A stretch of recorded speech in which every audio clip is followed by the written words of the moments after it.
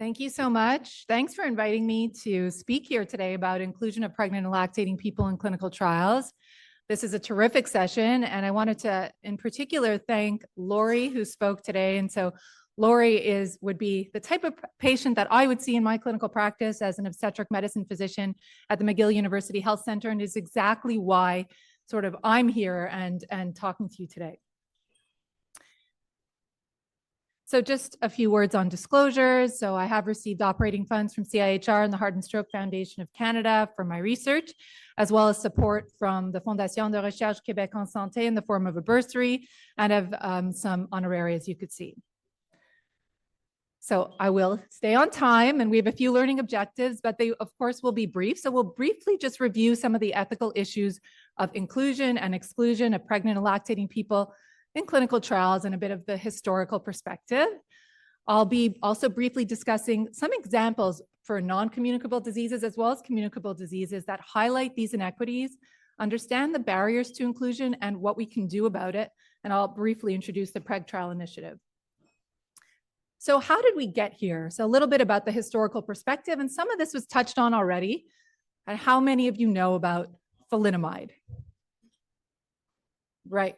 Okay, so it's like a pretty famous story in medicine. So, the thalidomide crisis of the 1950s, thalidomide was a drug used to treat nausea and vomiting of pregnancy. And in the 1960s, it was uncovered that as many as 10,000 infants were born with pretty severe birth defects affecting their limbs. So obviously this was a tragedy, and it was removed from the market, although it still remains as a drug for multiple myeloma. And there's some consequences of this crisis. Some of them are actually positive.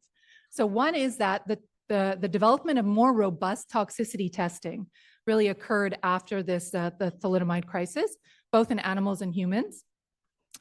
Also, pregnant patients were labeled as a vulnerable group. And we'll talk about how that's a double-edged sword. And I think, that's sort of why we're here today. And finally, there was a fear of not only prescribing, but testing novel drugs in pregnancy. So in the 1970s, the FDA introduced the classification for drugs in pregnancy. And again, many of you probably know these: category A, B, C, D, and X, A being safe and X being teratogenic. And so while we find this, in obstetric medicine, we now have sort of moved away from FDA, as it is rigid and doesn't incorporate up-to-date guidance, but it did, at the time, it was a way of offering guidance for health professionals and introduced this concept of balancing risks and benefits. And finally, now we're in an era of advocacy in so many different spheres, but in particular in this area. And so the pendulum has swung towards advocacy for inclusion, which is so important. And I should really include here Bridge, which is a fantastic initiative that was spoken about before the break. And other organizations such as the FDA, the National Academy of Sciences, which have recently released very robust and detailed guidelines on how to include safely pregnant and lactating women in clinical trials. There was a Tri-Council policy statement in Canada as well about 5 to 10 years ago.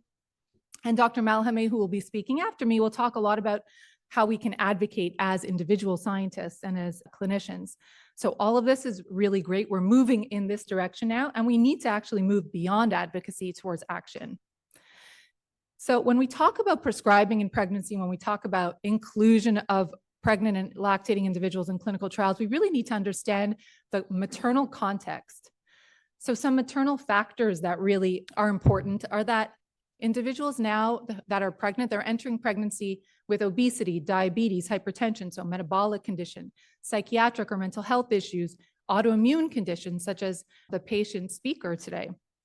And these are really, really common in individuals entering pregnancy, probably more so than in the last 30 years. And of course, the management includes pharmacology. There are also some infectious diseases that disproportionately affect pregnant individuals and their offspring, such as influenza, COVID, which we'll hear a lot about, RSV, Zika. And these, of course, not only require management when the conditions arise, but prevention through vaccination. And the reality is, and I know this was mentioned already, that 70% of people enter pregnancy taking at least one prescription medication, yet this is without sufficient data. So what are some of the consequences? The consequences are we're using medication without high quality evidence. We simply are. we are either undertreating or mistreating patients during pregnancy and lactation. So withholding medication that we don't have enough data about that would actually benefit the patient, or just using another agent that really wouldn't be as effective. So obviously there's a risk of disease flare, which is associated with poor outcomes in pregnancy, and even a risk of death. So the confidential inquiry into maternal mortality in the UK has uncovered withholding of necessary medication for chronic disease being directly attributable to some maternal mortalities. And pregnancy and lactation are transient states in a woman's life. But what I would like to underscore is that there's no access to evidence-based care in some cases during all of the reproductive years. So if someone sort of seeks preconception care, they might be told not to use medication X. Sometimes it's appropriate, sometimes not. So while they're planning pregnancy, then while they're pregnant, then in between pregnancies, then while they're lactating. So many years go by and they're not receiving evidence-based care. There's also an impact on breastfeeding, and this is spoken about a lot less. Even though most drugs enter breast milk, very small quantities enter breast milk, and most are by and large safe. That being said, there's a lack of pharmacokinetic studies or trials including lactating people, which results often in premature breastfeeding discontinuation.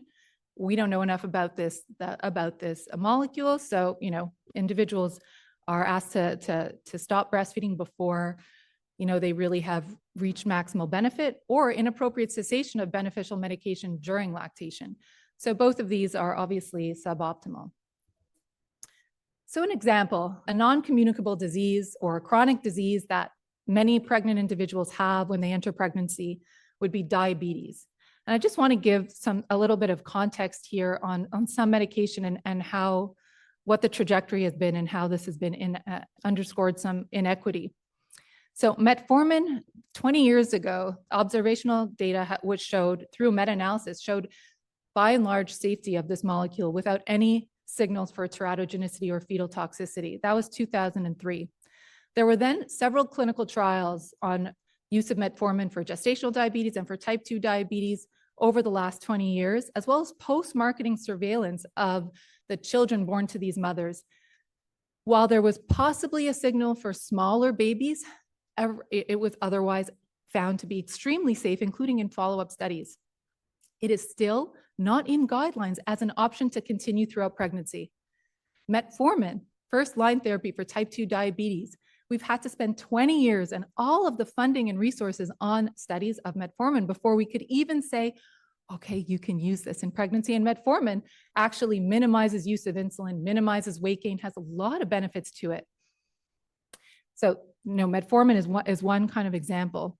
Novel diabetes drugs, GLP-1 agonists, SGLT2 inhibitors, those of you who are in the adult medicine space know about these drugs. They've changed the landscape of diabetes care.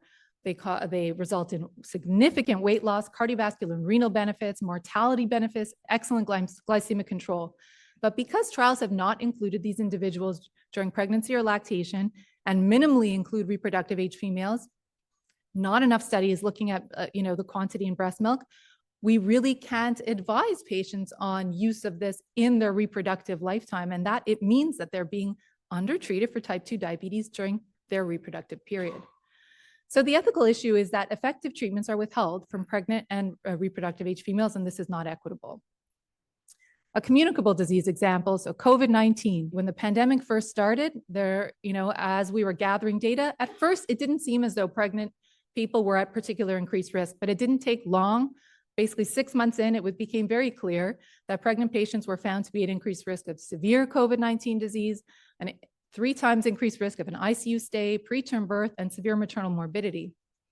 And early on, there was a systematic review in the pandemic showing that only about half of the ongoing trials were enrolling females of reproductive age. The majority excluded pregnant people, including studies of drugs such as hydroxychloroquine, which already has a safety record in pregnancy.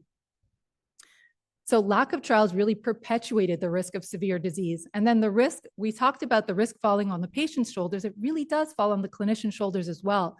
When faced with a pregnant patient who's sick with COVID-19 or whatever else and has to make a decision, about, using a medication to save their life that has no real evidence in pregnancy, that's shifting the risk from the pharmaceutical industry to the clinician and the patient. And then, of course, vaccine hesitancy and delays in inoculating pregnant patients can be due to the fact that in the vaccine trials, pregnant women were not initially included. So I spoke really, those two cases illustrate some barriers. The barriers are at the level of the drug company, who perceive legal risk and rightfully so realize that there will be delays in study rollout if they include pregnant patients. And a lot of that is because they're labeled as a vulnerable group. Clinicians lack knowledge and comfort enrolling pregnant patients. Researchers have identified that there are ethical complexities at their local REB boards. And I love that Dr. Mitra discussed the different forms of consent, because that's really needed. And there's a lack of kind of harmonized resources, tools, and processes that can be used in this population. There's insufficient funding, not just in the amount, but in the time. So to enroll pregnant or lactating people and ensure we have enough time to follow them in the post-marketing phase requires not just a 4-year grant, but like an 8-year grant. So you really need a lot more funding. And then at the level of the patients, there's fear, there's a misunderstanding about trials in general, the benefit of trials, and about drugs in pregnancy, and informed consent has been inadequate. So how can we address these issues? So this really terrific Proceedings of a Workshop done in the US, the National Academy of Sciences, led by Dr. Ruth Faden at the Johns Hopkins, really outlined very actionable and concrete recommendations for how to address some of these issues. Reducing regulatory barriers is number one, and that's not just at the level of the FDA, but that's at the local REBs. That means actually removing the label of vulnerable patient, because it's no longer serving pregnant patients. Enhanced training of researchers and staff, just like IMPACT is doing. Funding, as I mentioned, for post-marketing surveillance. Investing in tools to assay drug levels in breast milk. Innovative study designs, so adaptive study designs. Adapting consent processes and tools, and also multinational collaboration, which is really, really critical, as obviously small sample sizes in a given trial is not going to generate the efficacy and safety evidence that we need. So an example of an innovative study design, Scott Halperin, who is a Canadian researcher and works in vaccine research, actually has written about this. And these are the phases of a clinical trial that we all know about. Phase 1, which is really the dose finding and safety phase, and then phase 2, where you're testing effectiveness and further evaluating safety. And phase 3 is usually the multi-center efficacy trials. So a safe and also resourceful proposal would be to embed phase 1 of pregnant people into phase 2 or 3 clinical trials for the general population.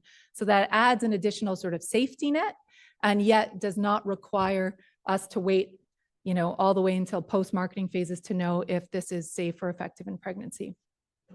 So some considerations of how to appropriately include patients in RCT study design. So it doesn't mean default inclusion for all. It just means consider inclusion.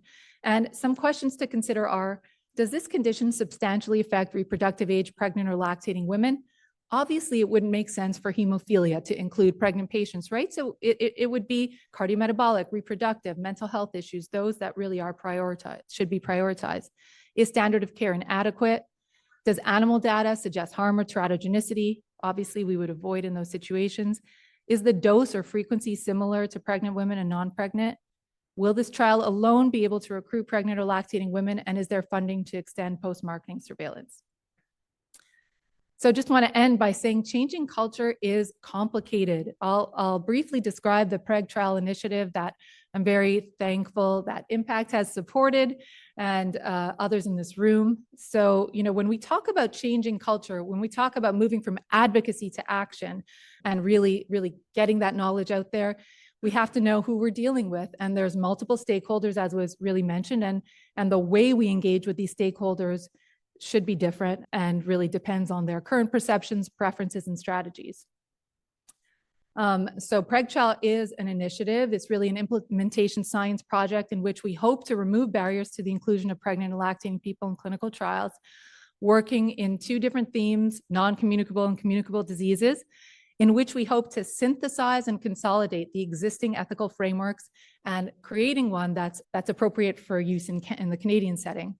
We're working with the Accelerating Clinical Trials Consortium and looking at all the ACT clinical trials in Canada and doing an environmental scan of who's including pregnant and lactating people, what are some lessons that we can learn, and basically use those resources.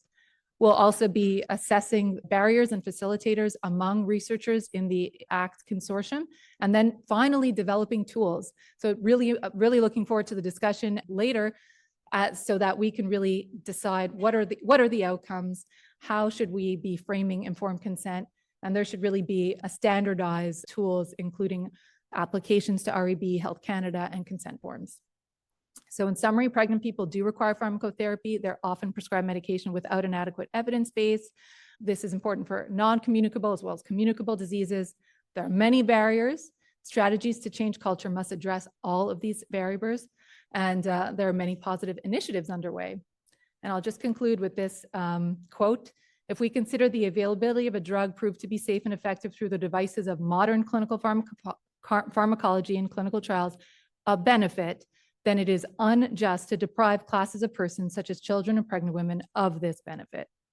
So with that, I thank you for your attention and looking forward to the discussion.